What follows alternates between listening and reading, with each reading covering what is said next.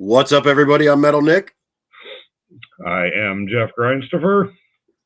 and welcome to episode number 17 of Vinyl Bang. Today, we are talking about a particular genre that Jeff and I have been talking about for a while, doing an episode on, and that would be hip hop. Good old hip hop. We don't really talk a lot. I mean, we do. You talk more about it more than I do, but I got yeah, an RA collection. I don't.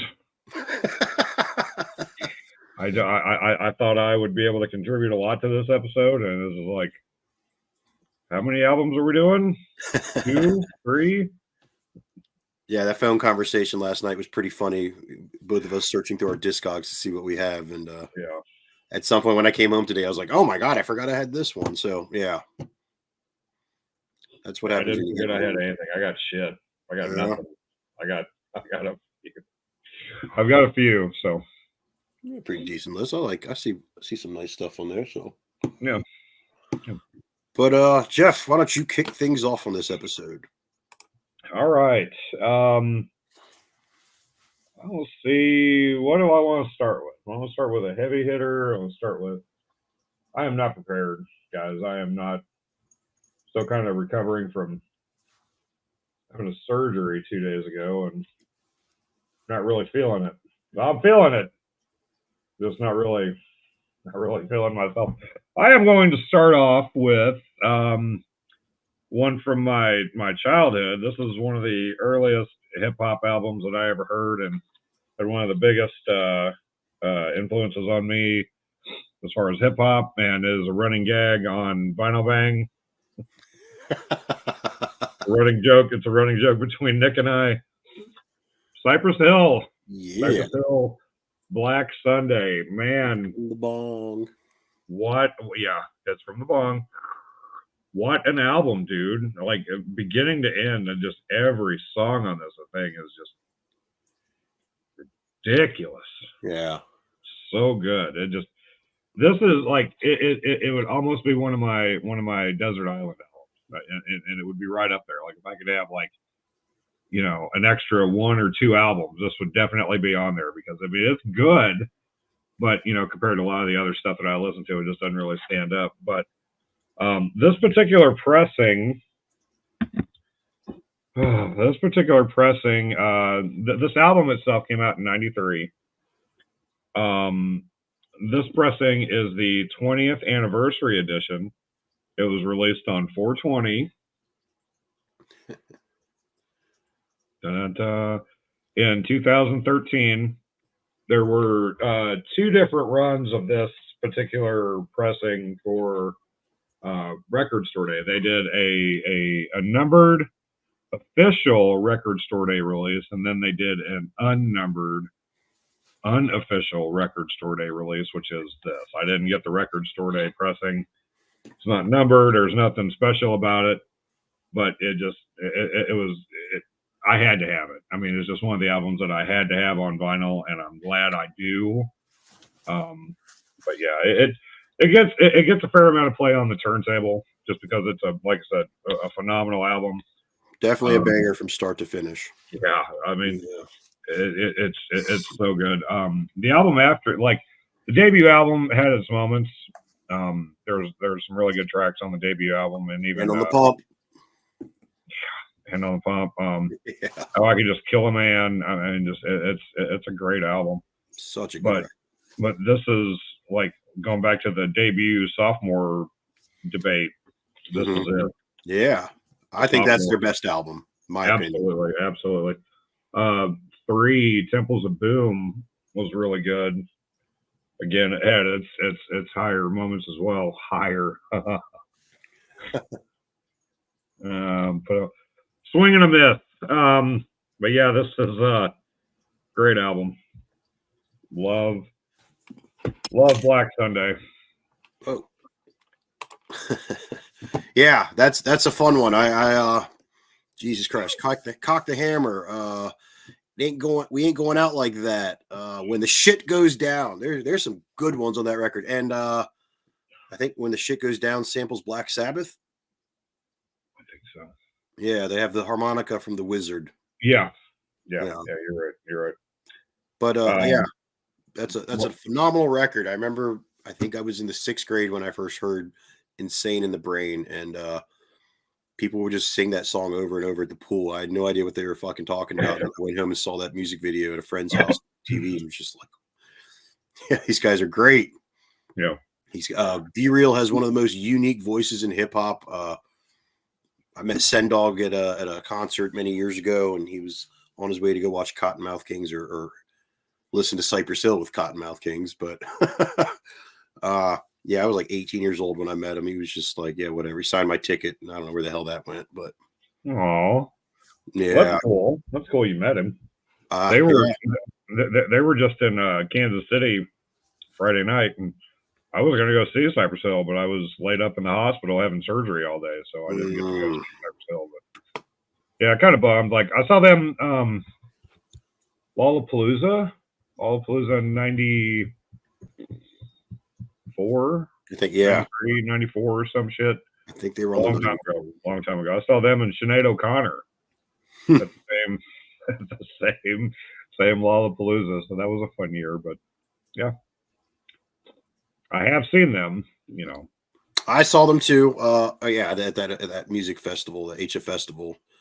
But I think this was the year 2000, so they were like promoting that Rock Superstar album, I think is what it was called, or maybe it was that hit was off that album. Yeah, I know what song you're talking about, but I can't. I think it had like members of Fear Factory.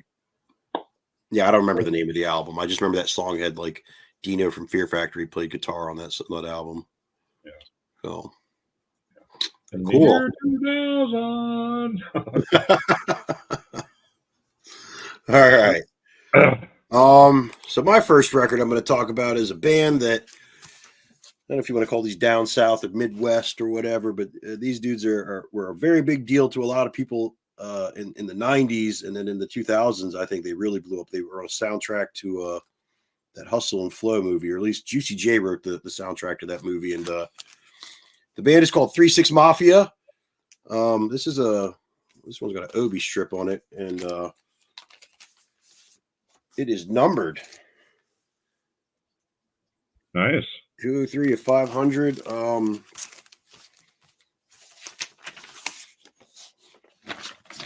of these merge vinyls. This record came out in 2005 on Columbia. This is a repress, reissue, whatever you want to call it, from Get On Down Records. I think a lot of the stuff that I have that I'm going to be showing off today is from Get On Down. They are good with getting the licenses and the rights to a lot of stuff and repressing them over the years. This is a great album. There's a song on here called Stay Fly that I heard when I don't remember how old I was, in my 20s, I guess. But it's a very catchy song, and I went and bought this record, and this whole album is pretty damn good. I have a lot of friends that would just talk so much about 3 6 Mafia, and I had no idea about them. Years later, Juicy J put out a bunch of. I mean, he's been putting out solo albums forever, but he put out one in I think 2012 called Stay Trippy that I absolutely loved. It was such a cool record. But yeah, 3 6 Mafia, they were a great hip hop group. I think somebody from them recently passed away, but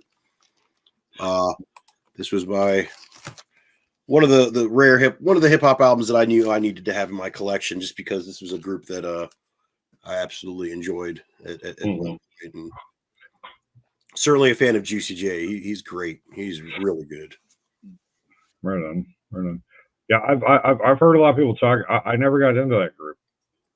Yeah, I don't know why. I just never heard anything. I was never subjected to them. Remember, Jesse Danza would always tell me anytime Tony Danza Tap Dance Extravaganza would play in Memphis, he would always put Juicy J on the guest list. Oh yeah, yeah. But it's a good plan. He never showed up. Oh. It's like not along the same lines, but Troglodyte out of Kansas City, they always put Ric Flair on the guest list. Ric Flair never shows up. Oh, yeah.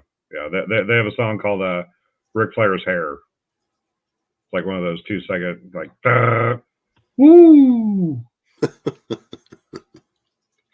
Pretty funny thing, but that's like the only thing I could think of whenever the constant guest list thing. Yeah. No, 3-6 Mafia, like I've heard a lot of people talk about him over the years. I've just never, like I said, never had anything catch my ear and say,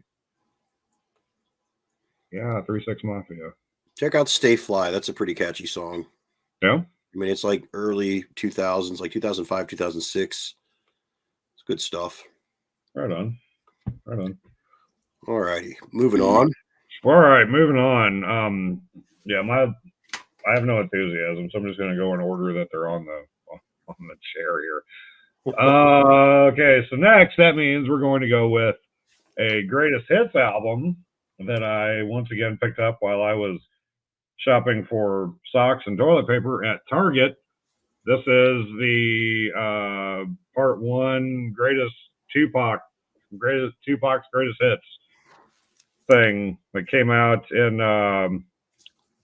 2021, January 15th of 2021, while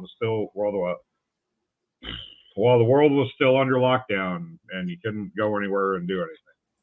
They put out this album on gold. I'm not going to be able to coordinate this correctly. 2 LP opaque gold, limited edition Target pressing. This album has some really good ones, some really good tracks. 2 of America's Most Wanted, featuring Snoop Dogg, California Love with Dr. Dre, So Many Tears, I Ain't Mad at You, How Do You Want It? I mean, it's like a. Is Hit 'Em Up on there? No. Ooh. No. Rough. Brenda's Got a Baby? Bunch of it. No. Damn. Don't put me on the spot, dude. I didn't put this together. It doesn't sound like a greatest hits at all. Well, I mean, I know all these songs. No, I have a Tupac greatest hits, and it's a 4 LP, but this is literally like spanning of like his whole entire career. I think his entire, yeah. Well, I mean, this is part one. Yeah. You know, this is part one. Thug. Did they say part one on there? Okay. Part one. Okay. Thug. I don't know what part two is because I haven't made it back to Target.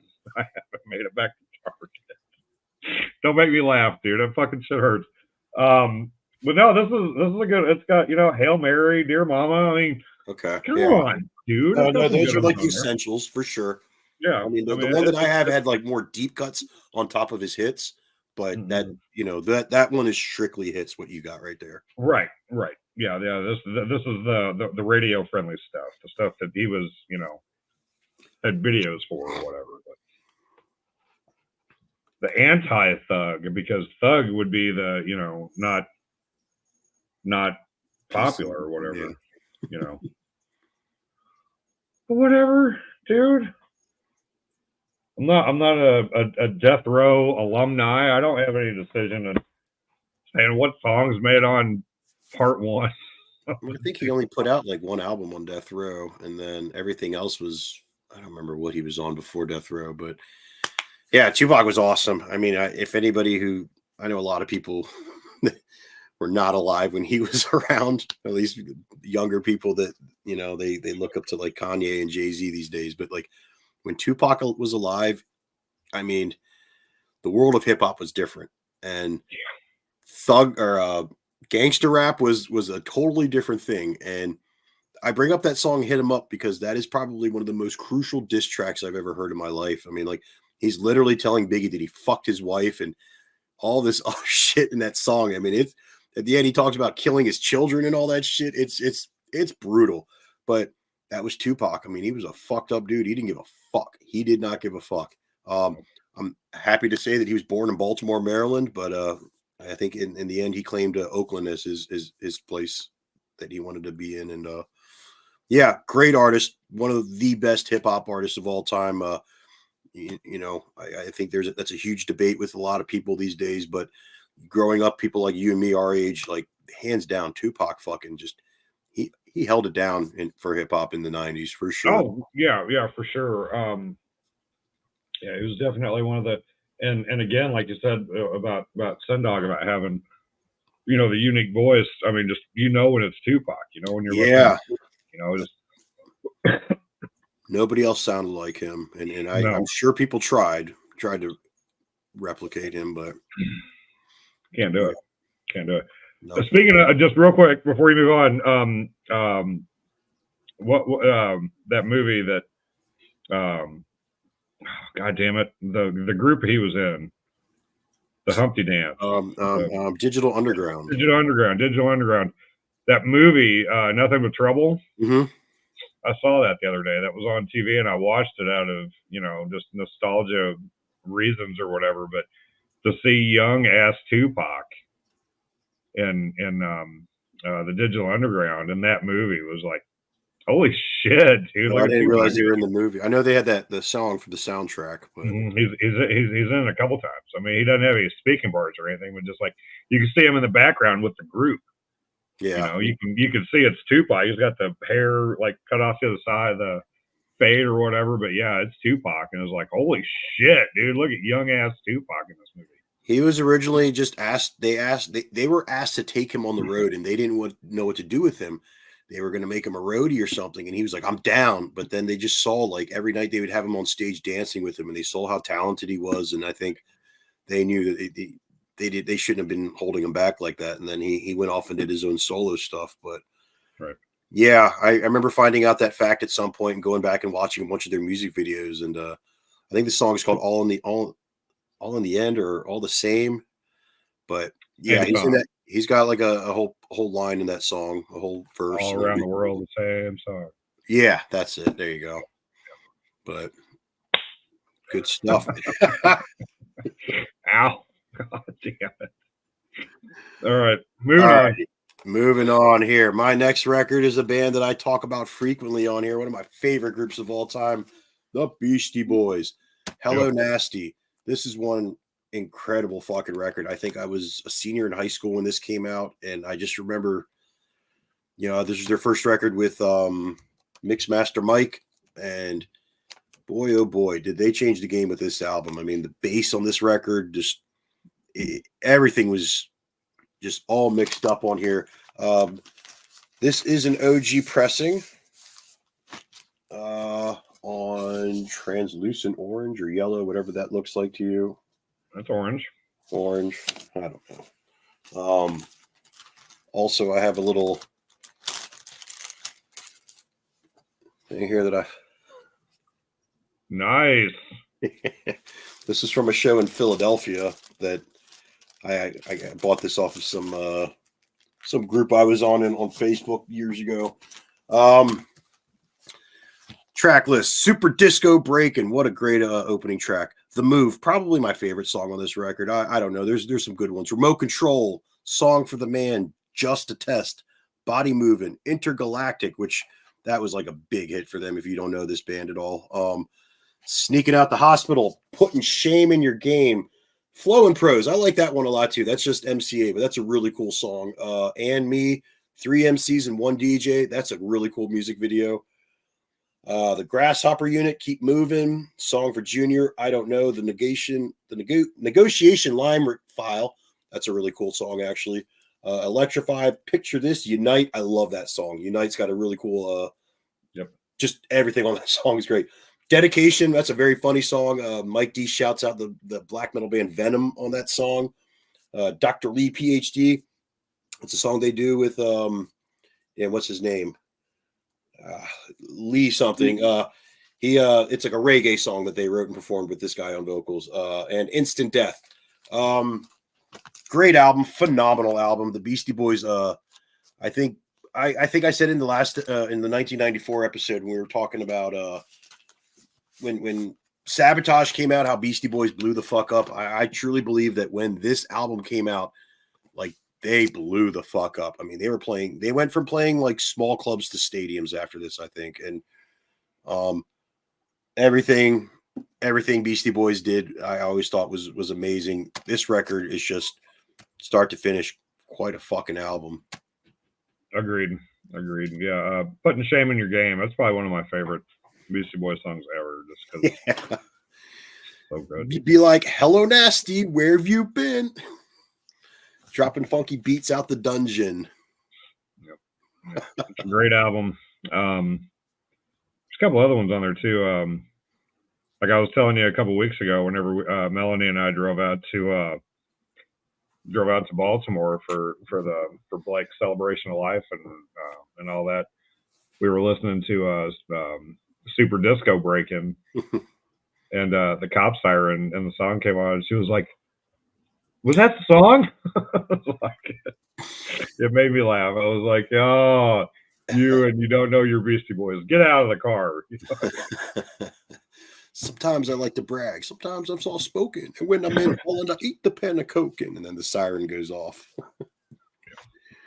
Yeah. Pretty entertaining album, huh? Oh, it's great. It's great.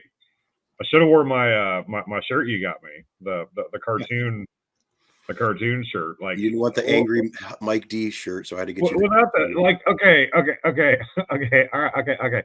So I know that the album cover has, it's been the same forever, but just look at Mike's face. He looks so mad. Like, I wanted that cover on a shirt, but just God damn it. Just to have Mike D was going through that. Like, he looks so mad. Like, I just didn't want to have that on my shirt. So Nick bought me a and I get it, but I'm not wearing pants, so I'm not getting that.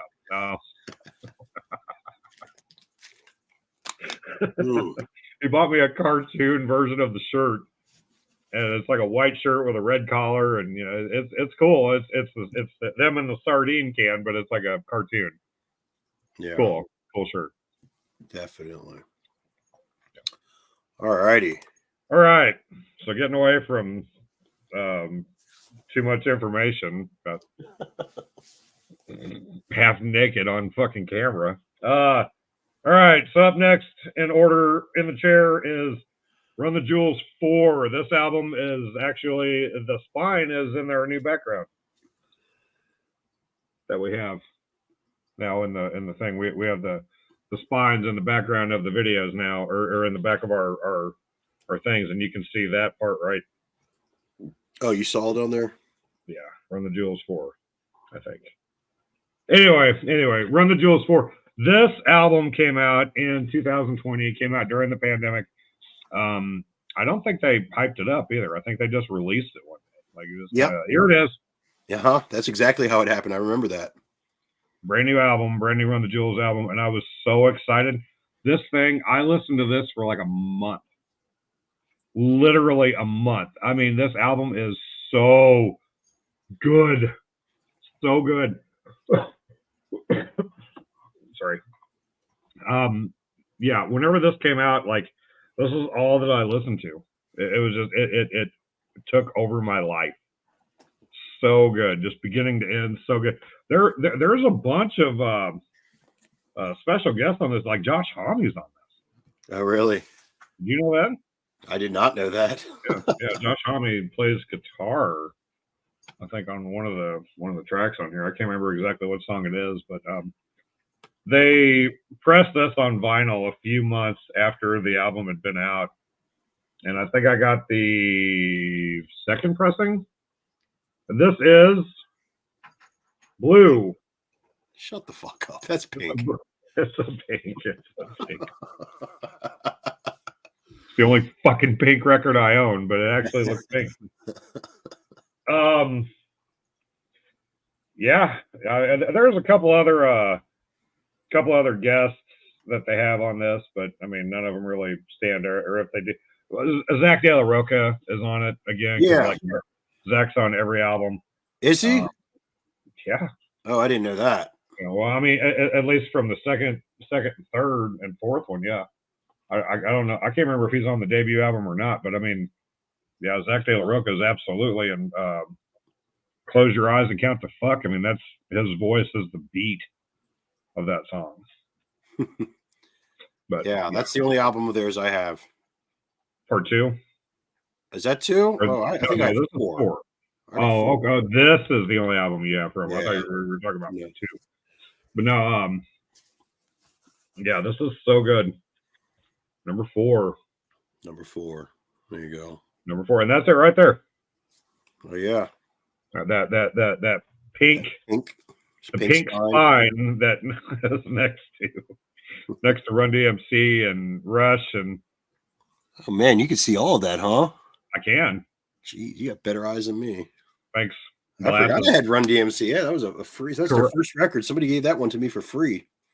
Corrective Because they heard lenses. I liked hip hop. I was like, sure. Oh yeah, dude, Run DMC, that'd be a cool one to have. You know Yeah. what album that is? It's their first one. Ooh. I don't remember what it's called. Sucker MCs, maybe? No. Ooh. Yeah. Who earns, Nick? Well, I didn't want to say no to a free record, but it is a No, Run absolutely. DMC. So, Yep. but okay. Moving on. This next record I'm going to talk about, quite possibly one of the best hip hop albums I heard when I was a kid. This came out in 1993, around Christmas time. I think we talked about this a couple episodes back, even though we didn't talk about this particular album. But Snoop Dogg, Doggy Style. This is a 30th anniversary re-release, and this is the first one since I believe the OG pressings to feature G's Up, Hose Down. If you have this, take a look and see if that's on yours, because they took this off the a lot of the represses for many years. Clear vinyl. Yeah, I believe I was in the 7th grade when this album came out, and I think this album changed the fucking world. I mean, for hip hop at least. When Snoop came out, everybody was fucking, Gin and Juice. What a fucking hit that was. I mean, what a catchy ass hit that was. Who Am I? My personal favorite on here is a song called Ain't No Fun, If the Homies Can't Get None. Serial Killer. Murder Was the Case. That was a cool song and a very cool music video. Pump Pump. Lots of great tracks on this, but dude, Lottie Dottie. Lottie Dottie, there you go. Dottie, we likes to potty. Come on. I mean, there's tons of skits on this record, but the shitty part is the track list is not in order on the back. I always hated that. But yeah, what a fucking record. I mean, I think Dr. Dre made everything possible for Snoop on this, and this was a Death Row release. Yeah. I can't say enough good things about Snoop. I was a huge fan of this record. Not too much things he did after that I followed, but I saw him live a couple years ago. He was fucking amazing. But yeah. Snoop. Does yours have G's Up, Hose Down? Nope. Yeah. Oh, I put this is for the G's and this is for the hustlers, but yeah. No G's Up, Hose Down. Yeah. It's so bright in here now. Thank you for making me get up and turn a light on. Like, this is much better. Much better atmosphere now. But yeah, and like I haven't even opened mine. Well, the thing is, like whenever I got it, whenever I ordered this from Get On Down, I also got the cassette. Okay. I listened to the cassette in the cassette deck. So I never opened the vinyl. I should go look to see if the cassette has it. But I'm not going to get up again. It hurts. What pressing did you say you had? Clear. Did you not no, see I it? mean, like it said it was the 30th. That type sticker on the front said the 30th, but 30th anniversary, featuring the original track listing for the first. Yeah, it just says for the first time on clear vinyl since 1993. So, yeah. Get On Down put this out. They re-released this, and or did they put this out? I think Death Row re-released this. I don't remember. Yeah, it might have been Death Row. Yeah, you're right. Because I mean, I could have swore I got mine from Get On Down, but I guess not. Yeah, I thought that's where this came from, but I could be wrong. Yeah. Well, he did just like buy Death Row, so I think he's re-releasing a lot of that stuff. Who's that? Snoop? Yeah. Right on. Owns Death Row. So. Right on. Moving on. Changing things up a little bit in the stereotypical hip hop thing. Nothing from the 90s or whatever. General Patton versus the Executioners, which those of you who know me or have paid attention to the to my part of the show over the last 10 years is that Mike Patton is the greatest vocalist alive. And I had to have everything that Mike Patton has ever done. And the fact that he did a hip hop album with this group called the Executioners, had to have it. Had to have it. This originally came out in 2005. Has never been pressed on vinyl before. This is the first time on vinyl. The 2005 collaboration between Mike Patton and New York City's hip hop DJ trio, the Executioners. Pretty cool record to have. I bought the CD back whenever it first came out. Like I said, I mean, anything that Patton has been affiliated with, I had to at least hear. And it's a good hip hop album. I mean, it doesn't get a lot of attention as far as the rest of Patton's projects, but it's a fun listen. It's really cool to hear him do hip hop style vocals. I mean, it's not like he doesn't exactly rap. He does more, stuff with his voice and stuff. It's cool. It's definitely a very, very cool listen. Not your average, flowing and prose and hip hop and whatever. But yeah, it's cool. It's definitely cool. It had 23 tracks. Damn. 23 pretty decent sized tracks as well. I don't think there's any. There's a couple fillers like the dueling banjo marching drill. It's like a little thing, but majority of them are full-fledged tracks. Special operations task force, dude, it's fun. This is a really good album. I recommend it. Not highly recommended, but if you're a Patton fan or if you're a hip hop fan or whatever, check it out. It's different. It's kind of cool. Cool. I just watched some weird interview with him today where he was like eating a sandwich talking about computers and how they're going to make better. They're crazier than people, but they're going to make better music than people or something like that. It was that was during the Angel Dust. Okay. During the Angel Dust recording thing. Yeah. Where he doesn't care. He's just like, yeah. Yeah, he's like eating a sandwich while talking. Computers. I was like, oh, this is what's happening. Love that, man. What a guy. What a guy. I met him. I met him too. You did meet him too, and you took the picture. I did. He was nice as shit. I did not know what to expect. I've heard stories about him, and he was super chill to us. That was like one of the best thing you could ask for with a guy of his status. Yeah.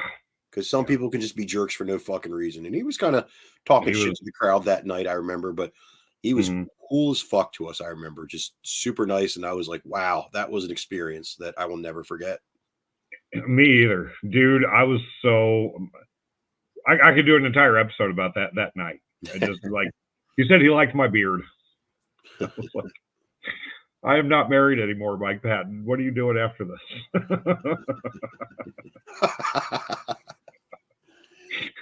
Oh, geez. It hurts to laugh. Melly's going to smack the shit out of you, Jeff. You should. Yeah. Okay. All right. My next album is by I don't want to call him a newer artist. He's got a couple albums out, and he's a big fucking deal now in the hip-hop game. But it's Kendrick Lamar, Damn. And as you can see, this one is autographed by Kendrick.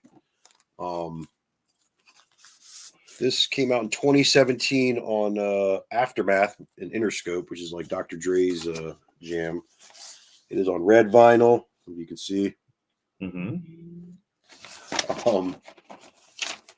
Yeah, this album. So this is the track list. I'm going to read it off. Blood, DNA, Yeah, Element, Feel, Loyalty featuring Rihanna, Pride, Humble, Lust, Love featuring Zakari, XXX featuring U2, Fear, God, and Duckworth. I have another version of this. I didn't know why I didn't break it out, but there's a special edition of this, and it's numbered, and the track list is actually backwards.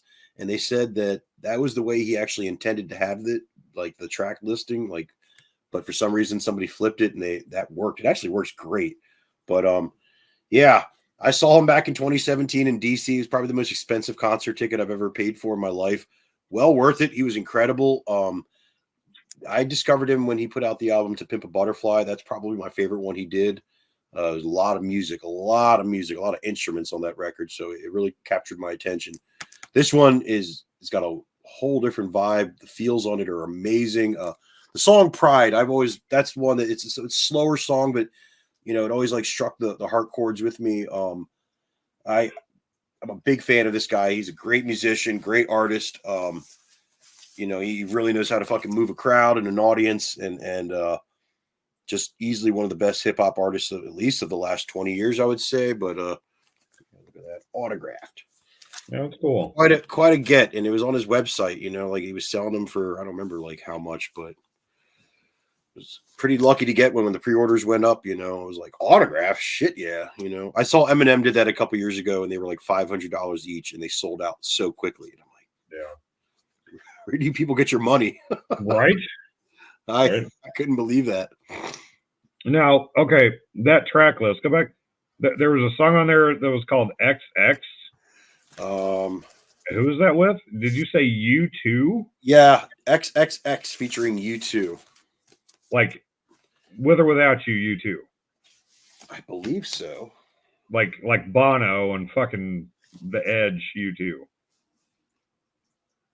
Because I would not expect that. Yeah. Really? It's got Larry Mullen's name in it. So, yeah. This is definitely a feature. I know, right? It's weird to me, too. I would not expect that. The only, I don't know what Edge's name is, but it said L. Mullins. I know Larry Mullins is their drummer, so. Oh.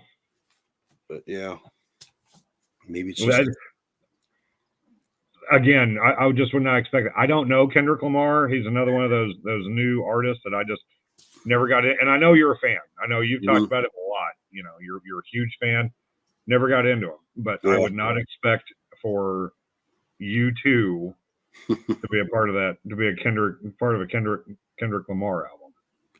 On his previous album, To Pimp a Butterfly, his intro track, the first track on there, I think, oh my God, Thundercat. He plays bass on that. And I think George Clinton does vocals on that song. But yeah, for a while he was doing shows with a live band. And then he just went back to like DJ, or when I saw him, it was just him on stage, nobody else. There's no DJ, nothing like that. So. Well, you make more money that way. Oh, yeah. Less people to pay, less people to argue. I have to believe his guarantee is probably like $50,000 a night or something like that. He's huge. I mean, like, I remember when I first discovered him and I was like, oh, I want to go see him live. And people were like, oh, he's not going to play no small club anymore. He's too big for that. So I literally saw him in the Verizon Center in 2017 in DC. And I mean, it was packed in there. It was. I couldn't believe it. But that's just how big that guy is. He's enormous. I don't know if he's ever played a show in St. Louis or not. Like I said, I've never really followed him, but I don't know if he'd ever done anything in Missouri or not. I'd have to guess so. I mean, I think he hits all the major markets when he tours, but yeah, who knows? Anyway,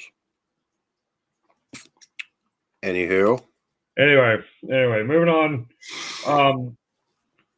The next album in order is another artist that I grew up with,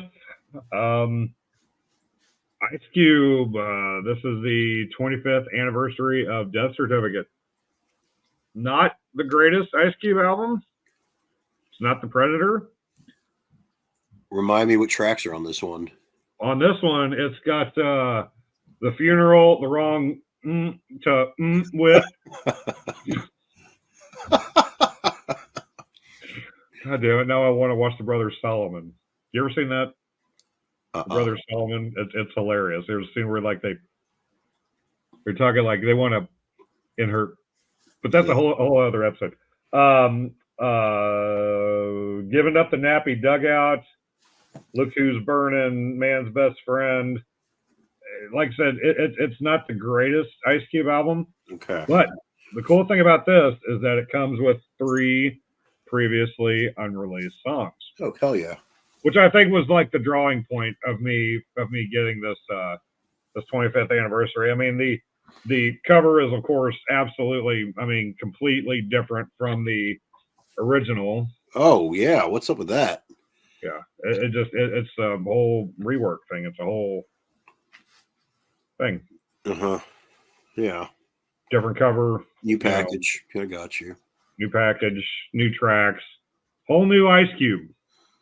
Trying to revamp his style after failed movies or whatever. I don't know. I don't know why he did, but it was cool. Like whenever I don't even remember. I think, dude. Okay, I bought this at Best Buy. Yeah. Bought this at Best Buy. I was there getting. I don't even remember what it was. Buying a turntable or something. I don't even remember why I was at Best Buy buying DVDs or batteries or whatever it was. I don't know, but yeah, I saw this. Anywhere that they have records, I will sort through the records just because it's embedded in my brain. Look through the records, look to see what they have, and they had this 25th anniversary of Death Certificate, and I said, I don't really like that album, but I'll buy it anyway, just so I can have an extra R&B or extra hip hop vinyl for Vinyl Bang years down the road. I don't even remember when this came out. This came out in 92. 92. So the 25th anniversary would have been 2017. Oh, okay. So yeah, got it within the last 7 years, 6-7 years. But yeah, I've had it for a while, and I listened to it initially whenever I got it just to hear the previously unreleased tracks. But like I said, it's not my favorite Ice Cube album, but it's cool to have. Cool little addition to the vinyl collection. So no, when I think about him, I think of like No Vaseline. You know how we do it. Today was a good day. Stuff like that. Right. And then right. I remember. I can't remember how it happened. I think Korn was on his album, and then he was on Follow the Leader. Is that how it happened, or vice versa? No, the Korn covered Wicked. Korn covered Wicked, but then he was on Children of the Corn. Yeah, he was on Children of the Corn. Yeah, but I can't remember if he was on that first, or I think he appeared on that album, and then later that year he put out an album, and I think Fieldy and Head did guitars on a song for him. Maybe. Yeah, I think that sounds familiar. Because I remember them telling the story that they were in the studio they went to the studio to meet him, and he said, "Man, people who listen to hip hop listen to music so much louder than metalheads," and that part had me laughing so hard. That's right, I do remember that. Yeah, I remember that. I remember Fieldy saying that. Yeah. And yes. and Ice Cube did the first Family Values tour. So when I saw it, I was at the very final show in Fairfax, Virginia. And I guess the last 2 dates he had to drop off, so Incubus played. Really? And this was like before Make Yourself Incubus. They were still touring Science, I believe. Yeah, it was 98. So this is my second time seeing Incubus in a few months. Well, that's kind of cool. Yeah. It was interesting. I was hoping to see Ice Cube. I've never seen him. I'd like to. He was at the St. Louis show. I got to see Ice Cube on the Family Values. That's awesome. That's awesome. Good for you, man. And I bet Rammstein didn't get kicked off stage or arrested on stage like they did when I saw them. I don't think was Rammstein there. They were they co-headlined with Korn. They were known before. Well, they came out. They did the song Rammstein, and then they were all naked because it was Halloween. And then they got arrested. They like closed the curtain. Some guy came out and said, "Sorry, they can't play anymore." And then people started booing. We had to wait like an hour and a half before Korn came on. Huh? No, I remember that whole incident, and I remember Rammstein played the Pledge of Allegiance tour with System of a Down and Slipknot a few years after. I forgot that happened. People were bringing that to my attention recently, and I'm like, no, they weren't. It was just Slipknot and System of a Down, and somebody showed me a flyer, and I was like, oh my god. Yeah, it was the three of them, and that was my sister's very first show. I took my sister Janet to that show, and it was her very first concert. Nice. But yeah, I remember Till Lindemann come out and did the. Yeah, I remember that, but I don't remember Family Values. But yeah, he's about to do a solo tour. Yeah, he's coming to the Fillmore in Silver Spring. Till. Yeah. I mean, I like Rammstein. I've seen them, 3 or 4 times. But as far as like following their their solo stuff or Till Lindemann's thing. Like I just I don't. Neither do been I. I told- mean, I was intrigued by them when they first came out. I remember hearing Duhas and thinking this sounds a lot like Metallica, but Right. the record is okay. It's not whatever. We shouldn't be talking about them. This is a hip hop episode, not the German new metal episode. The German new metal episode. It's all about Rammstein. We'll talk about that later. That'll be another episode. Moving on. My next one is an album that I used to drive around with a lot of friends listening to Cypress Hill while listening to this album. Ow. This is Master P, Ghetto D. Oh. The first track on here literally tells you how to make crack at home. I'm not kidding. It's called Ghetto D. Make crack like this. Let me go down this long track list. Ghetto D. Nick, there you go. Whenever you hold it in front of your face, I can't. You're like, well, there you go. There you go. Ghetto D. Let's get them. I miss my homies. We riders. Throw them up. Trying to do something. Plan B. Weed and money. Captain Kirk. Stop hating. Eyes on your enemies. Make them say, going through some things. Only time will tell. After dollars, no sense. Gangsters need love. Pass me the green. That's a great one. It's got a sample from that movie Friday in the beginning. Come and get some, and bourbons and lax. That's a chill ass song. This was a classic record. I never in a million years would have thought I would have ever listened to anything like this. I hung out with a lot of people who they were more hip hop than metalheads. And one day this album just kept getting put on a rotation to the point where I like fell in love with it. Had to go buy it. Years later, I wondered if it was on vinyl, and I found it, and I fucking love this album. This is a classic, probably top 5 hip hop album for me for sure. If you know anything about Master P, this guy's a genius. He anything he says he wants to do, he eventually does. Like at one point, he played for the Charlotte Hornets. I don't think it lasted very long, but No Limit Records. If you know about that, at one point Snoop was on No Limit. They had everybody, Silk the Shocker, Mystical, tons of people. C Murder. But yeah, this is an incredible record. This was 1997, No Limit Records, Master P. Just one of those albums that, like I said, top 5 hip hop album for me for sure. This was a total banger from start to finish. A lot of Cypress Hill played while listening to this album. Yeah, I'm sure I've heard it. I mean, make them say, that was like an anthem. Yeah. Back then, every unborn children have heard make them say, but I mean, it's like, as far as the rest of it, I'm not familiar. I'm sure I've heard it at some point growing up in backwoods Louisiana, Missouri. I'm sure I've heard it at some point at some tailgate party out in the middle of a field somewhere, but I just never caught on. Yeah. They were the No Limit thing. I do remember the No Limit Soldiers. I remember that being a big thing in the 90s. And dude, they were everywhere in like 97, 98, 99. And then I think Cash Money and Rockefeller started breaking through pretty big. So, and like I said, Master P kind of moved on from just hip hop. He tried NBA. He got his hands in everything. I think he made like liquor for a while. I could be wrong, but I know like if he wanted to do something, he did it. There was if somebody told him no, he's like, watch me. He was literally that guy. Like he had no limits. That's, I believe, where that had to have come from. But I remember watching a documentary about No Limit Records a couple years ago, and like everybody said the same thing about him. Like if he wanted to do something, he did it. It was very hard to tell this man no. He was like Prince. You couldn't tell this man no. So right. But also in that South Park episode, he wasn't about Napster, about illegally downloading songs.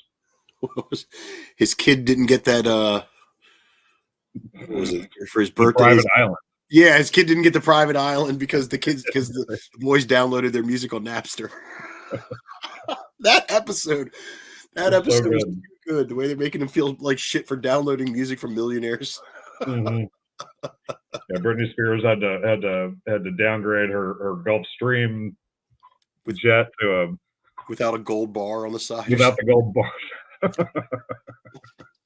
Or Lars Ulrich couldn't have the tiger shark tank in his pool or whatever. But yeah, Master P, like his kid didn't get the private island because they were downloading Judas Priest. Yeah. Metallica's here to support you. Yeah. Who the hell is Moop? Right. God damn it. Okay. Our show almost was Vinyl Plus One until Jeff said Vinyl Bang. Just so you people know.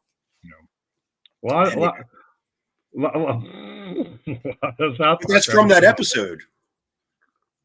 That's from the download episode. It was because that's why I'm bringing that up. Yeah. Cartman had Faith Plus One, and they were trying to see who could get the gold record the quickest. Who could put out a gold record first? Yeah, Moop or Faith Plus One. Oh well. Good times. Times. Love South Park. Great show. All right. Moving on to the next album. This one is, I was kind of toying with it whenever Nick put it back on me on the screen. This is I think the latest thing Eminem's done. This is Music to Be Murdered By, the Side B Deluxe Edition. In 2020, oh, my phone went black, damn it. In 2020, Eminem released Music to Be Murdered By, just the regular album, and it was released in 2020. In 2021, he released this deluxe edition, which has an additional 17 songs. Holy shit! Are you serious? In addition to the regular album. What the fuck? Yeah, dude, it's like 6 discs. This thing is huge. Dude, what a bonus. 17 tracks. Holy shit. 4. Yeah, and I'll assume they were all recording. Do what? That's like almost 2 more albums. That's unbelievable. I know. It was like, holy shit. I really liked Songs to Be Murdered By, and I was at a record store in St. Louis, and I didn't know that he did this, but I saw this B-side deluxe edition. I picked it up and I'm like, this is twice as heavy as the first thing. What the hell is this? And I bought it immediately just because, there's nothing better than Angry Eminem. Yeah, very true. And I will have those words etched on my tombstone. Angry Eminem is awesome. And this is all Angry Eminem. The majority of it is Angry Eminem. But these are all solid silver. I think they're marbled, almost, kind of marbled. I don't know. But yeah, this thing is like 50 some odd tracks. And it's all, majority of it's good. I mean, there's a couple duds, like the song they did with Ed Sheeran, I'm not crazy about, just because it's fucking Ed Sheeran. Ow. But there's a song on here that he did with Juice WRLD. Juice WRLD. Okay. Juice WRLD. Yeah, but there's no O, so it's like I always want to Juice. That's his name. Juice no, that's his name, Juice WRLD. Yeah. That song Godzilla, like it's good. Excuse me. It's really good. Like Eminem is. That's one of his faster rapping songs. Faster rap. I don't even know. He raps very quickly on that song, which he's been doing a lot lately. Like Rap God, he like broke a record or some shit for how fast he was rapping in that song. But anyway, this is really good. The whole aesthetic of it, the whole Alfred Hitchcock. It actually has segments from Alfred Hitchcock on the tracks. There's actual sound bites from him and Alfred Hitchcock. If you don't know who that is, God damn it, you're too young. Good evening. Yes, good evening. Really good album. It's definitely worth checking out.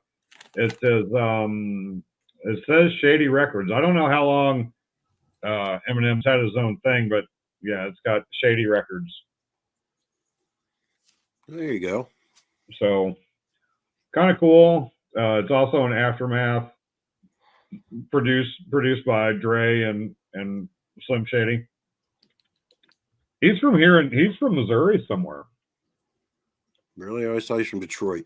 No, he was born somewhere in Missouri. I don't remember. It's like one of these little backwoods ass hick towns in Missouri, but Fulton. He moved to Detroit, and that's where he stakes his claim. Hell yeah! But yeah, I love the title of that album, "Murder Music to Be Murdered By." That's brilliant. Yeah. It is really good, and like I said, the extra tracks are definitely worth picking up. If you didn't know that existed, check it out. It's really, like I said, that came out 3 years ago. I remember when I was I guess senior in high school when the Slim Shady LP came out, and his first hit was "My Name Is," and in the music video, there's like a guy using him. He's like a ventriloquist using him as like a puppet on his. And that guy used to play basketball for the Washington Wizards. His name was George Mirasan. I remember just being blown away by that. And a couple years ago, I used to deliver pizzas up the street from my house, and George Mirasan lived down the street from where I was working. And every now and then he'd come into the little mini mart next door. But I always wanted to ask him about that. Like, what was that experience like? But that first Eminem record was incredible. There was a song on there called "My Fault" where it's him feeding mushrooms to some girl, and she ate like the entire bag and just had a bad trip. Mm-hmm. That song, I remember the first time hearing that, being like, "Holy shit, this is a wild ass story." I had no idea what this guy was like. I mean, every album he put out is anger, and anger is dissing people left and right. He didn't give a fuck, and I think he embodied that whole like '90s hip hop like mentality. I loved it so much. And then he kind of went away for a while, and he sobered up. My nephew, who was born in '99, is a huge Eminem fan. I remember him I think he wanted to go visit Detroit for a while just because for the pure basis of Eminem was from there. But yeah, he's still influential to some people these days, I guess. I don't know. I know when he tours, he plays big venues still. So yeah, he's a big deal. I nothing but respect for Eminem. I always thought he was a very unique artist, and just like we were saying earlier, when you hear him singing, you know who you're listening to. Oh, absolutely. Yeah, he's one of those artists I've never seen, and I'd like to see Eminem. Yeah, I think he did the '97 Warped Tour, and a lot of people I know were at or the '99 Warped Tour. Maybe he was on one. Really? Yeah. Yeah. Oh, crazy! I didn't know that. Anyhow, my next album here is by an artist who I'm actually wearing right here, if you can see. His name is Big L. This is "Lifestyles of the Poor and Dangerous."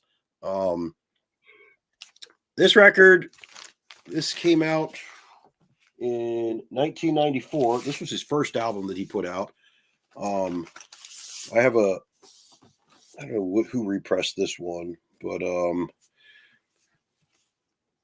there's some good songs in there. "Put It On," "MVP," "No Ends," "No Skins," "Eight Is Enough," "All Black." "All Black" is a funny ass song. I mean, it's just, this is one of those rappers that just like embodies '90s hip hop. Like the way he talks, what he's talking about, how he'll fuck you up, and if he sees you on the street, types of shit. He was a very good freestyler too. We'll get on that in a minute. I don't want to read all these tracks. This was the version I got. Sony Music put this out. So these are two different ones. This is a red vinyl and a white vinyl. He unfortunately passed away in 1999. He was shot down. Somebody killed him to get revenge on his brother, which is just fucking terrible. I heard about him. My good buddy Brandon, we were driving out to College Park one night back in like the early 2000s. He was playing this album by him, not this particular one, or it might have been a mixtape or something, but he has an album where it's like a bunch of like freestyles that he's done in the studio or like on radio shows. And in New York, there's these two DJs, Stretch and Bobito, and I think they were on Hot 97. I could be wrong, but they were pretty like instrumental in getting people like Nas, Wu-Tang. If you were like an underground New York artist, you know, like you would go and do his show and you kind of like blew up. That you do their show and then they would blow up. Big L was on there. I have to find him somewhere for you because like some of his freestyles are just crucial. I mean, it's almost Tupac like how like threatening this guy can be. He was a great, very, very great, very talented hip hop artist. Great flow. It's very unfortunate he's not with us anymore. I was told that he signed to Rockefeller Records, it's Jay-Z's label, before he was murdered. Unfortunately, people still put his stuff out. A couple years ago, Get On Down was going to put this album out with a 7-inch, and it got delayed for almost a whole year, and then they had to refund everybody because something fell through. But yeah, this album was just incredible. This was a real fun one. I know he's got a couple like I said, like freestyle or albums where it's just like his freestyles. There's one with him and Biggie. There's one with him and Jay-Z, like just tracks that he's done. But like, and he's really good, real well underrated artist. Like you said earlier, you'd never heard of him before. I didn't hear about him. I remember working at Tower Records and seeing his CD all the time, and it had, you know, like his dates of his. I was like, oh, he passed away. But when my friend Brandon played him for me and he told me who he was, and I was like, oh, he's dead. And he said, yeah, and he told me the whole story. It's a shame, you know, like sometimes, you know, the most talented ones get taken from us soon. And he was absolutely very, very underrated. There was a documentary on Netflix about Stretch and Bobbito, and there's a section where they talk about Big L because his freestyles that he performed on their shows, like I said, very threatening, almost like I'm coming to kill you type stuff. Like, or he made him sound like a very mean individual. So they get asked all the time, how was he in person? And they said the nicest guy in the world. So again, quite a shame that we lost such a talent and such a great guy, because I often wonder what he'd be putting out or what he'd be doing today if he was still around. Yeah, I'm intrigued. I definitely want to listen to this guy, the way you hype him up. And I'm gonna send you some stuff later. There's definitely some stuff that'll make you laugh. Like I said, his radio freestyles are just they're hilarious. They really are. Okay. Yeah. Okay. Anything that incorporates any aspect of the '90s hip hop, I'm all for. Yeah, I mean, this is definitely East Coast hip hop. The second you start playing it, you're like, oh yes, like you'll feel it, man. It's good. It's real good stuff. Yeah. Oh yeah. Very cool. Looking forward to that. All right, my last hip hop album, I saved the best for last. Absolutely saved the best for last. We throughout the episode we talked about people with unique voices, and yes, I know where you're going with this, buddy. you can tell when you're listening to Eminem or Tupac or whatever, and nobody compared in this episode so far can even come close to Eazy-E. Easy motherfucking E. Easy motherfucking E, dude. I loved Easy. I loved Me too. Me too. I always loved listening to Easy. And this album in particular was EP. That, by the way, what you got there? No, it is an EP. Yeah, you're right. I mean, it's got. But I treat that. I'm going to tell you right now. I treat that like it's a full length because that album gets so much fucking respect from me. It's so good. Yeah. I mean, the Boys in the Hood, down to the last roach. It's on. I mean, that nut. Real motherfucking G's. I mean, dude, it's just. Dude, this track list is. I'm getting goosebumps thinking about that the beat to Real Motherfucking G's. That is hard as shit, dude. It is. Yeah. It is just so good. Rest in peace, Eric Wright. Rest in peace, Eazy-E for sure. I was really hoping that this would have came with the printed insert that had the lyrics and all the Dre bad mouthing and this and that, but there's like a photo of Dre dressed up like a woman. He was something like that. Yeah, I remember. Yeah, beautiful. Very cool pressing. I picked this up at Hit Records once again. Shout out to Hit Records, my favorite record store in Columbia, Missouri. Love those guys. I don't remember what I initially went in there for. I did not go in there to pick up an Eazy-E album. I think I just stopped in one day just to see what they had going on, and I walked out with this. As soon as I saw it, I snatched it up and made sure nobody wanted to fight me over it on the way out, because it just, you don't see Eazy-E albums very often in the wild, or I don't anyway. And this was one of the ones that like absolutely had to have. It's on Dre Day 187 Killa. It just, man, it's such a good album. Definitely Taken Too Soon. One of my favorite rappers of all time. Yeah. I love this record.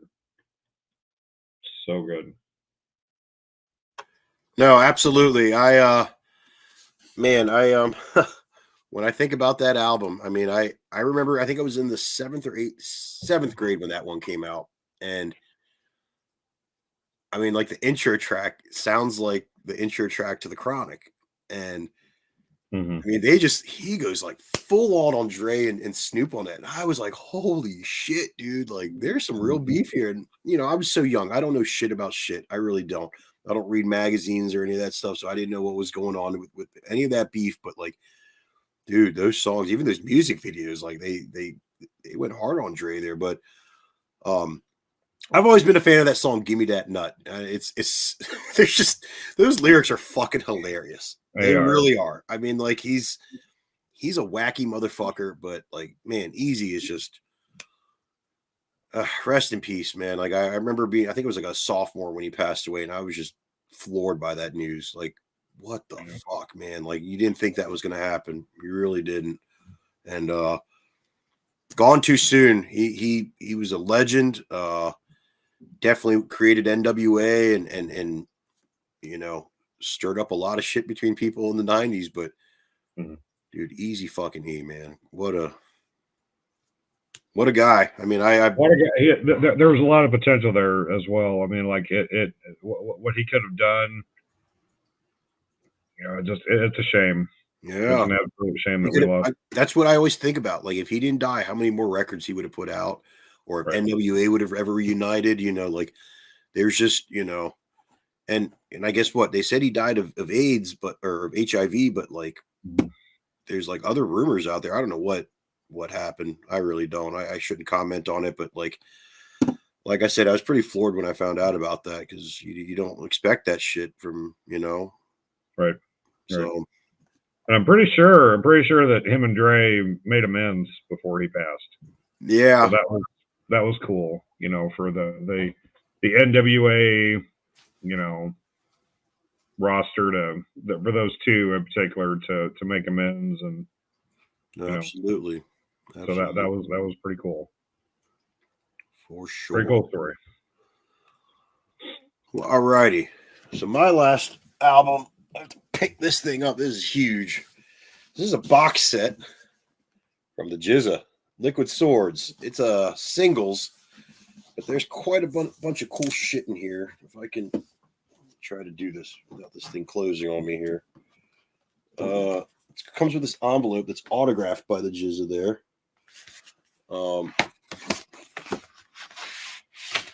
Tons of like prints and stuff like that in here. Stuff like that. I don't want to go through all of these. I don't even know why I just opened this up. This is going to be a bitch to put it back.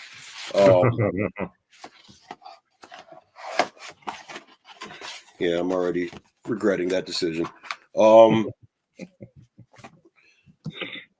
Inside this box comes with a bunch of 7 inches for the singles off this album. I Got Your Back. It's got the LP version and the instrumental. Cold World with the LP version and the RZA mix featuring D'Angelo. I guess I never opened any of these. Liquid Swords, instrumental and LP version. Shadowboxing LP version and Fourth Chamber LP version. And then this little booklet here. But let me see if I can. All right, there they are. I've been hyping Jeff up about this the whole show, and let's see if I can. This comes with 2 ninja swords. Now, I tried very hard to like remove these, to thinking that there's maybe like an actual sword under here. I think they're just plastic swords, but Probably. it says always wear eye protection. But like I said, man, these things don't come off. So Yeah, I'm sure they're just one piece. yeah, but Still, those are awesome. yeah, it was a Christmas gift, and oh, I'm not gonna know how to put this thing back. There we go. Yeah, pretty cool box set that I got. You know, like I've seen the Jizz live a few times. I was always hoping to meet him and get him to sign one of my copies of Liquid Swords. I've got several versions. I got that chess set that you got me, and then there's a version that came out a couple years ago that has like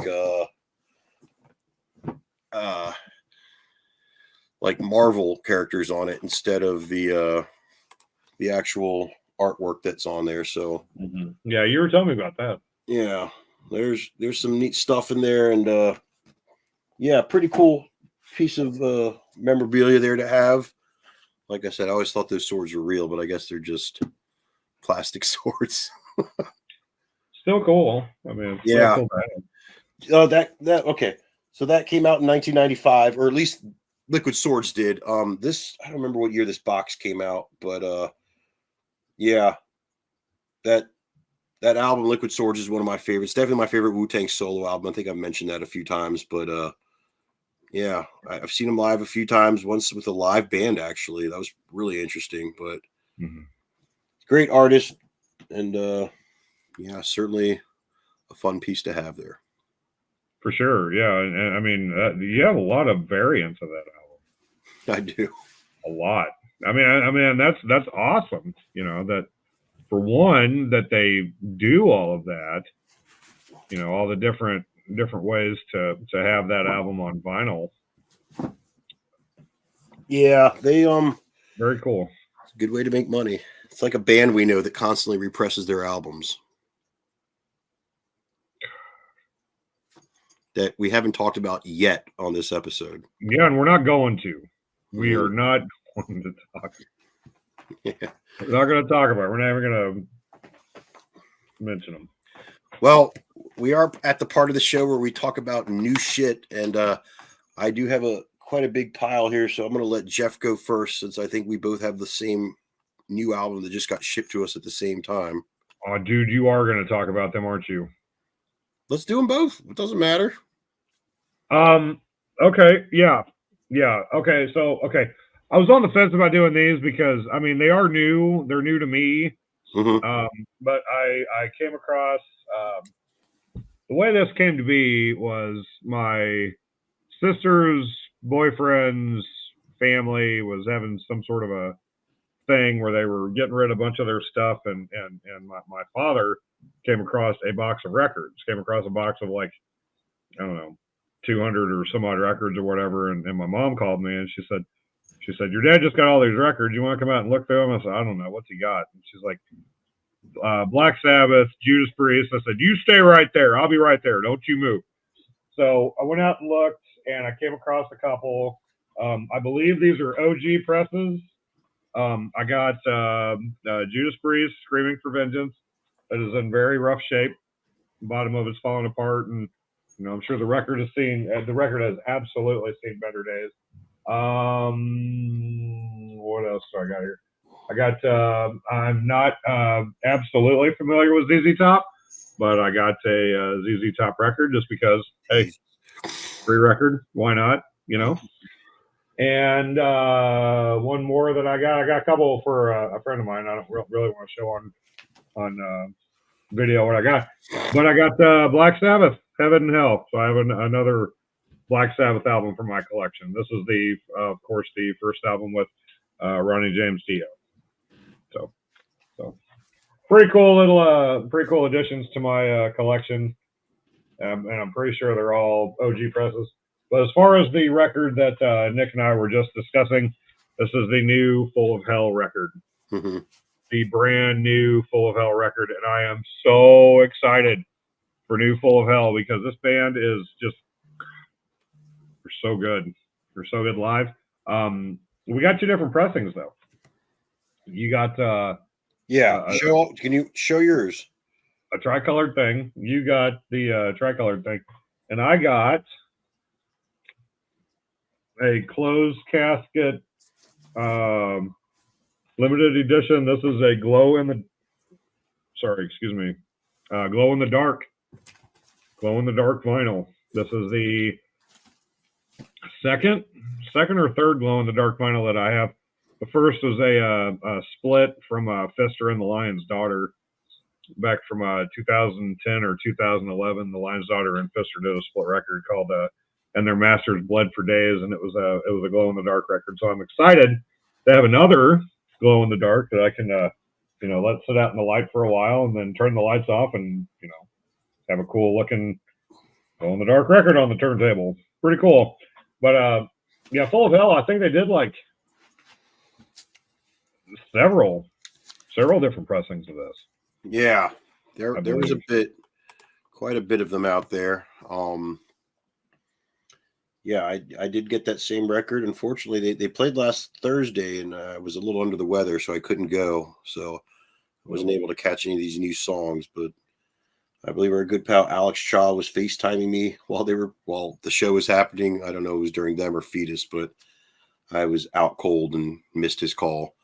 Oh. But this is the version I got. That's the album art. If you can see, it's a little trippy looking.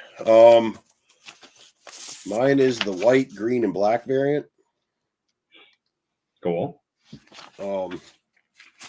I didn't realize maybe when I logged on or saw it that the glow in the dark was already sold out, and I think this one looked kind of cool, so I was like, yeah, let me grab that one.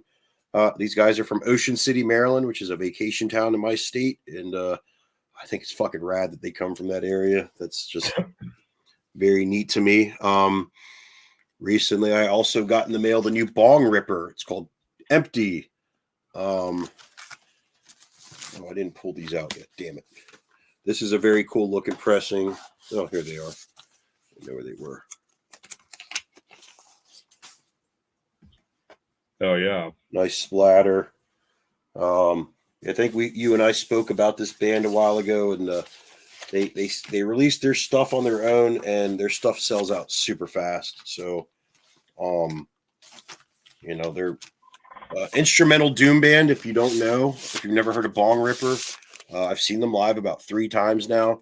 Easily one of the best live bands I've seen. Just fucking heavy as shit. They can definitely put you in a mood when you hear them. Good doom metal band, stoner rock, whatever you want to call it, from Chicago, Illinois. Next one I got, brand new album I got. This is not a new album by any means. Testament, New Order. It's probably my favorite Testament album. I know there's that song, Trial by or Into the Pit.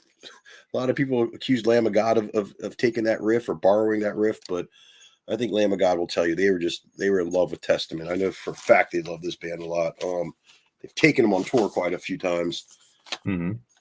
This is actually another splatter record. Well, that's cool. Yeah. Cyan blue with black splatter. Megaforce Records. I like the song on here called where is it? Trial by Fire. That one has always been the one that stood out to me. Limited to 2,000.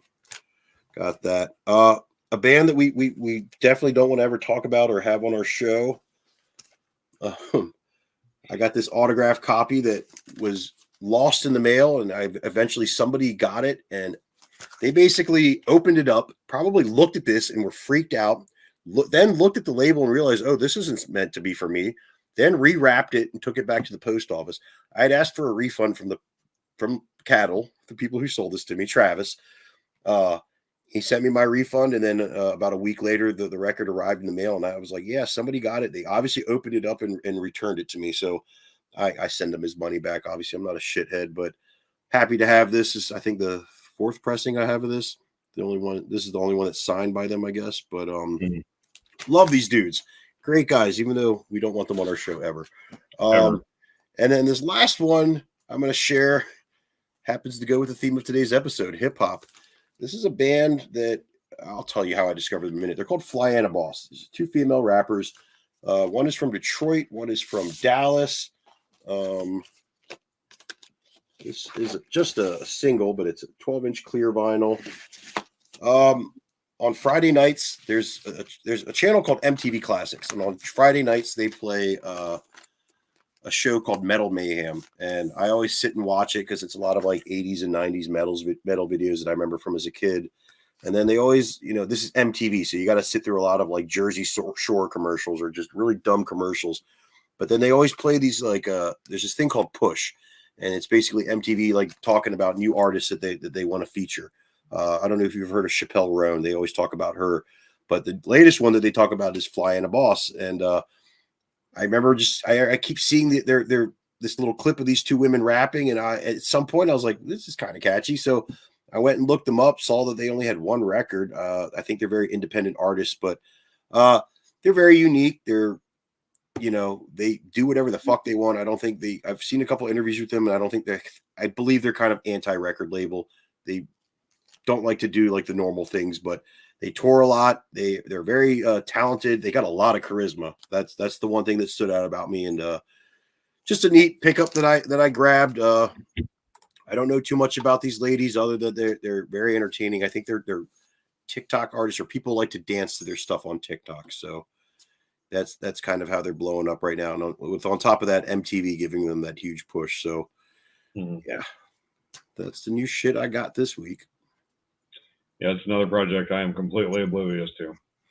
I'm willing to bet this is something that maybe your child knows about, because I've never heard of them either until I keep seeing these commercials on MTV Classics. It might be on regular MTV too. I never watch regular MTV, but MTV Classics plays like the old videos that I like to watch. Sometimes I go to bed watching it, and I'll wake up and like I don't know, some random video that I forgot about will be on. So it's a neat channel.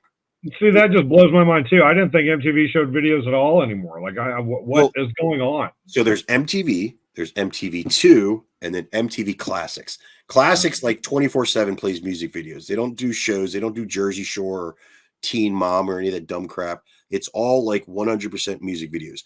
There'll be like 120 minutes, Hip Hop Nation, Metal Mania, or they just play random videos. Like the other night, I woke up and like the Smiths were on. I was like, what in the fuck am I watching? What? Yeah, early this morning, PJ Harvey was on, and I was like, this is fucking terrible. I had to like change the channel because it was like it's so annoying, but they play everything. Wow. Yeah. My finger on the pulse of the MTV community is like way the fuck over here, because I don't even pay attention to anything MTV does anymore. Melanie just started watching the last season of Ink Master, and apparently that was an MTV production, but that's the first time I've heard those 3 letters together in like years. Well, they had no affiliation with MTV at all. Maybe they produce it, but I'm pretty sure that's a Paramount thing. It's a Paramount thing, but like in the opening credits, it says MTV Studios or whatever, and they cuss. I'm just like, what's going on here? Like they're saying fuck and all this, and it's strange. But that's probably how the Good Charlotte guys got involved with it, right? They're on that show now, right? I don't know. I don't know who Good Charlotte is. Are they a band? Get the fuck out of here. Don't act like you. I don't listen to Good Charlotte. I wouldn't know any of them if I ran over them. I don't know who they are. I mean, I know from Maryland. They're the new guy, the new host of it looks like he might be in Good Charlotte. They're a pop punk band from Maryland, and they blew the fuck up, I think, when their second album came out. But the singer and guitarist are twins. One of them married Nicole Richie. They're just huge. They went from like being a small town band in Maryland to like international superstars, and they got picked on a lot. I remember they were like, "Ooh, pop punk, fuck that shit." Right. I remember when I worked at Tower Records, those guys did an in-store, and they were the nicest dudes in the world. That's all I could say. No problem. That's cool. I mean, I know the name, but I've never listened to a Good Charlotte song. I don't know any of their shit. I don't know them. That's honest to God truth. I don't know who they are. Well, that's a good way to end our show, because we don't need to keep talking about Good Charlotte. Yeah, we don't need to keep talking about Good Charlotte and Nicole Richie and whoever. And At least we're not ending it by talking about the band that released Terrorcite. Join us next week where our guest will not be. It will be. It will totally be Travis Ryan. He's just going to rip on us the entire time. I have a feeling that's what's going to happen. Probably. I'm not calling him. Thank you, everybody, for watching. Thank you for tuning in. This was a fun one. Jeff and I have been talking about doing the hip-hop episode for a while, and I'm glad we finally got this out of the way. Maybe we can finally start doing our chalking up our new metal episode. Yeah, we gotta dig out the old new metal stuff, and I got some good ones. So do I. Good ones. I got fucking for new metal, dude. I got shit. I could do days worth of episodes. I got way more than 7 records than what I do for him. Yeah, this will be a fun one. God, it hurts to laugh. Well, oh God. But no, thank you, everybody, for checking this out this week. Best of luck, Jeff, tomorrow, and yeah, we will catch you guys on the next time. Yep. All right. See you guys.